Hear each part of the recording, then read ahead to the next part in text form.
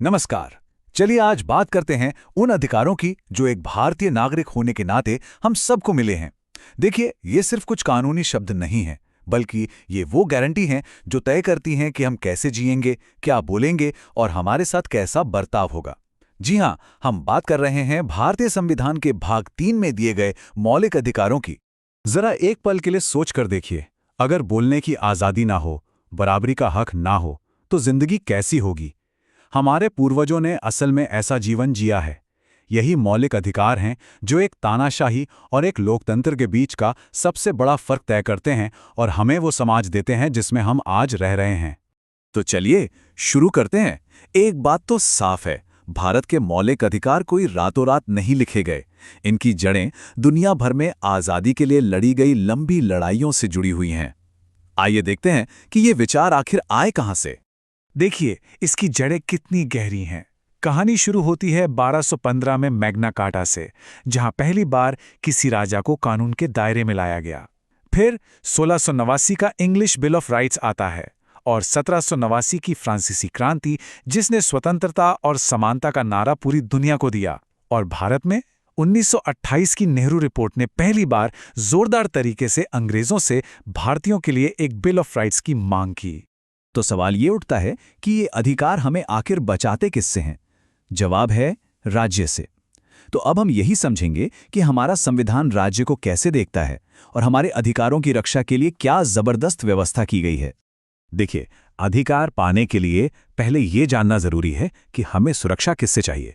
तो अनुच्छेद 12 राज्य की परिभाषा को बहुत ही ज्यादा व्यापक रखता है।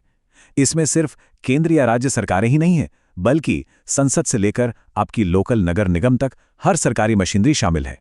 और इन सभी अधिकारों की ढाल है अनुच्छेद 13। ये एक बेहद शक्तिशाली प्रावधान है जो साफ साफ कहता है कि कोई भी कानून, चाहे वो कितना ही पुराना हो या नया बनाया गया हो, अगर वो मौलिक अधिकारों के खिलाफ जाता है तो उसे रद्द माना जाएगा। इसी को हम न्यायिक समीक्षा या जुडिशियल रिव्यू भी कहते हैं। मतलब अदालतों की वो शक्ति जो कानूनों को संविधान की कसौटी पर परखती है। और बस यहीं से असली कहानी शुरू होती है। एक बहुत बड़ा सवाल खड़ा हो गया, क्या संसद संविधान को बदलकर, मतलब उसमें संशोधन करके हमारे मौलिक अधिकार छीन सकती है? क्या एक कॉन्स्टिट्यूशनल अमेंडमेंट को भी आर्टिकल 13 के तहत एक कानून माना जाएगा? पता है, इसी एक सवाल ने भारत की संसद और सुप्रीम कोर्ट के बीच दशकों तक चलने वाली एक जबरदस्त खींचतान को जन्म दिया। ये एक तरह का संवैधानिक शतरंज का खेल था। 1951 में शंकरी प्रसाद केस में सुप्रीम कोर्ट ने कहा कि हाँ, संसद मौलिक अधिकारों समेत कुछ भी बदल सकती है। लेकिन 16 साल बाद 1967 में गोलकनाथ केस में कोर्ट अपने ही फैसले से पलट गया। इसके जवाब में संसद ने 24वां संशोधन पास करके अपनी शक्ति फिर से स्थापित कर दी। लेकिन इस पूरी खींचतान का अंत हुआ 1973 के ऐतिहासिक केशवानंद भारती मामले में, जहां सुप्रीम कोर्ट ने एक शानदार गूगली फेंकी। और यहीं पर सुप्रीम कोर्ट ने कमाल का संतुलन बनाया। उन्होंने मूल ढांचे का सिद्धांत यानी बेसिक स्ट्रक्चर डॉक्ट्रिन पेश किया। इसका मतलब था, हाँ, संसद संविधान में बदलाव कर सकती है, लेकिन वो इसकी आत्मा को, इसके बेसिक स्ट्रक्चर को नहीं बदल सकती। लोकतंत्र, धर्मनिरपेक्षता और खुद मौलिक अधिकार जैसे मूल सिद्धांत अब संसद की असीमित शक्ति से बाहर थे। ये एक ऐसा समाधान था जिसने दोनों की शक्तियों को अपनी अपनी जगह पर बनाए रखा। तो अधिकारों की रक्षा कैसे होती है, ये समझने के बाद चलिए अब पहले और सबसे जरूरी अधिकार समूह पर चलते हैं, समानता का अधिकार। ये वो अनुच्छेद हैं जो भारतीय समाज की नींव रखते हैं और ये पक्का करते हैं कि कानून की नज़र में सब बराबर हैं। अनुच्छेद 14 समानता को 2 तरीकों से देखता है। पहला है ब्रिटिश विचार, कानून के समक्ष समानता, जिसका सीधा मतलब है कि कोई भी कानून से ऊपर नहीं है, चाहे वो प्रधानमंत्री हो या एक आम नागरिक। और दूसरा है अमेरिकी विचार, कानूनों का समान संरक्षण, जिसका मतलब है कि एक जैसी स्थिति में लोगों के साथ एक जैसा व्यवहार होना चाहिए। ये अनुच्छेद समानता के विचार को और भी आगे ले जाते हैं। अनुच्छेद 15 कहता है कि राज्य किसी भी नागरिक के साथ सिर्फ उसके धर्म, जाति, लिंग या जन्मस्थान के आधार पर कोई भेदभाव नहीं कर सकता। और अनुच्छेद 16 इसी सिद्धांत को सरकारी नौकरियों पर भी लागू करता है। तो यहाँ पर एक सवाल जरूर मन में आता है ना, कि अगर सब बराबर हैं तो फिर ये आरक्षण क्यों है? पहली नज़र में ये थोड़ा कॉन्ट्राडिक्टरी लग सकता है, लेकिन हमारे संविधान निर्माताओं ने इसे सामाजिक न्याय के एक टूल के रूप में देखा। इसका मकसद उन समुदायों को एक लेवल प्लेइंग फील्ड देना था जिन्हें सदियों तक बराबरी की दौड़ में शामिल ही नहीं होने दिया गया। ये एक तरह की सकारात्मक कार्रवाई है जिसका उद्देश्य एक बराबरी का मुकाबला सुनिश्चित करना है ताकि हर किसी को सफल होने का एक वास्तविक मौका मिल सके।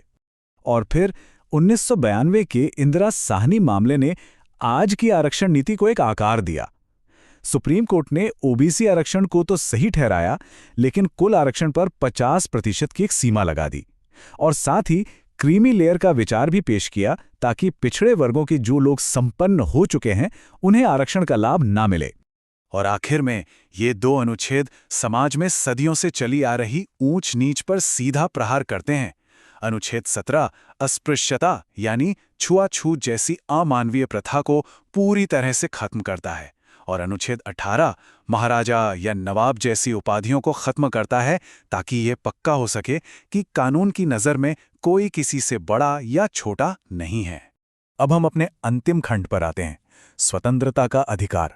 लेकिन ये व्यक्तिगत स्वतंत्रता और समाज की ज़रूरतों के बीच का एक बहुत ही नाजुक संतुलन है, क्योंकि स्वतंत्रता का मतलब ये बिल्कुल नहीं है कि किसी को कुछ भी करने की आज़ादी मिल जाए। तो अनुच्छेद 19 हर नागरिक को 6 मौलिक स्वतंत्रताएं देता है। बोलने की आज़ादी, शांति से इकट्ठा होने की आज़ादी, संघ बनाने की आज़ादी, देश में कहीं भी घूमने फिरने की आज़ादी, कहीं भी बसने की आज़ादी और कोई भी पेशा अपनाने की आज़ादी। ये स्वतंत्रताएं किसी भी लोकतंत्र की रीढ़ की हड्डी होती हैं। लेकिन यहाँ एक बहुत ज़रूरी बात है, ये अधिकार असीमित नहीं है। संविधान खुद उचित प्रतिबंधों की इजाज़त देता है। ये तालिका दिखाती है कि कैसे हर स्वतंत्रता को समाज की ज़रूरतों के साथ बैलेंस किया गया है। जैसे बोलने की आज़ादी पर देश की सुरक्षा या किसी की मानहानि के आधार पर रोक लग सकती है। इसी तरह शांति से इकट्ठा होने के अधिकार को पब्लिक ऑर्डर बनाए रखने के लिए सीमित किया जा सकता है। यही संतुलन इन अधिकारों को असल में प्रैक्टिकल बनाता है। तो इस पूरी चर्चा का निचोड़ ये है कि मौलिक अधिकार कोई पत्थर की लकीर नहीं है, वे एक जीवित दस्तावेज का हिस्सा हैं जो एक नागरिक के अधिकारों और राज्य की शक्ति के बीच लगातार एक संतुलन बनाने की कोशिश करता है, एक डायनामिक बैलेंस। तो अंतिम सवाल यही बचता है कि एक उचित प्रतिबंध की रेखा कहाँ खत्म होती है और सेंसरशिप कहाँ से शुरू हो जाती है। ये एक